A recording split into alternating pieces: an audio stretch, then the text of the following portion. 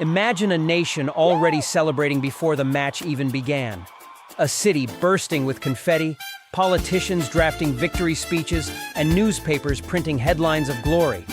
But within 90 minutes, all of it, joy, pride, certainty, collapsed into silence so heavy that survivors still describe it as deafening. This is the story of the forgotten final, Brazil's World Cup tragedy of 1950.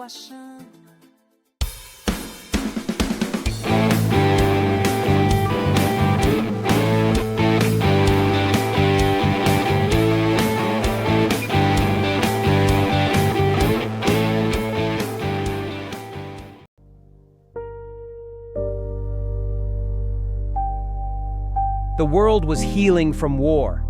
Football was more than a sport. It was a promise of unity, a reminder of joy. And no nation has more fully embraced that promise than Brazil. They built the Maracanã, the largest stadium in the world, a temple to football with room for nearly 200,000 fans. For Brazilians, it wasn't just a stadium. It was proof that the future belonged to them. Brazil tore through the tournament, scoring goals at will. Newspapers declared them champions before the final whistle of the last match had even been blown. Politicians commissioned medals for players. The president is prepared to hand over the trophy personally. Victory was treated as inevitable. But here's the twist. There was no final in the traditional sense. The 1950 World Cup ended with a round-robin group of 4. Brazil only needed a draw in their last game to be crowned champions. Their opponent? Uruguay, a neighbor with grit, but supposedly no chance.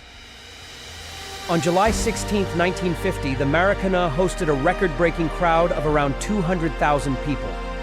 It wasn't a match. It was a coronation, or so everyone thought. From the first whistle, Brazil attacked relentlessly. The stadium pulsed with samba rhythms, chants of "Brazil! Brazil!" echoing across Rio. When Friaza scored early in the second half, the crowd erupted. The title felt secure, but Uruguay had other plans. Captain Obdulio Varela refused to bow. After scoring the goal, he famously picked up the ball, strolled, and argued with the referee, not to protest, but to calm his teammates and quiet the chaos. It worked. Then, in the 66th minute, Juan Schiaffino equalized. A ripple of unease spread through the Maracanã. Still, a draw was enough for Brazil. The crowd urged calm, but with 11 minutes left, Alcides Ghiggia sprinted down the right, fired low, and scored. 200,000 voices fell silent. Reporters described it as if the stadium itself had died. People cried openly. Some fainted. Stories emerged of fans who couldn't bear the shame, who never returned home. The word Maracanazo, the Maracanã blow, was born, marking the moment when destiny slipped away. In Uruguay, it was glory beyond imagination. In Brazil, it was trauma. The defeat wasn't just about football. It was a wound to national pride. In the years that followed, the white jerseys Brazil wore that day were abandoned forever. Out of the pain came the now iconic yellow and green kit, a symbol of rebirth. What many forget is how much pressure those Brazilian players carried. Some lived the rest of their lives haunted by that day.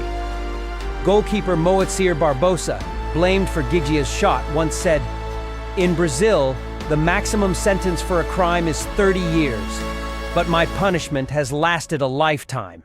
He died decades later, still feeling like a national scapegoat. And Ghiggia himself?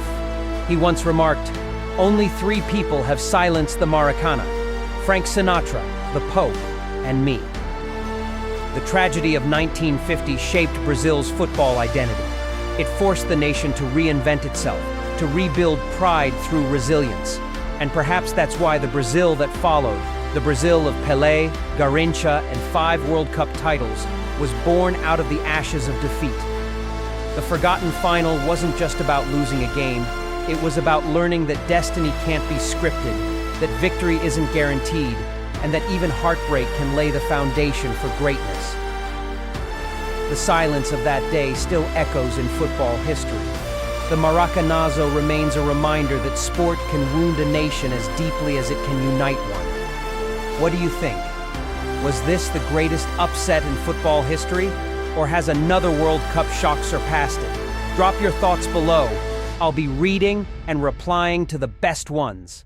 Also, don't forget, you can grab your free ebook on hidden chapters of football history in the video description.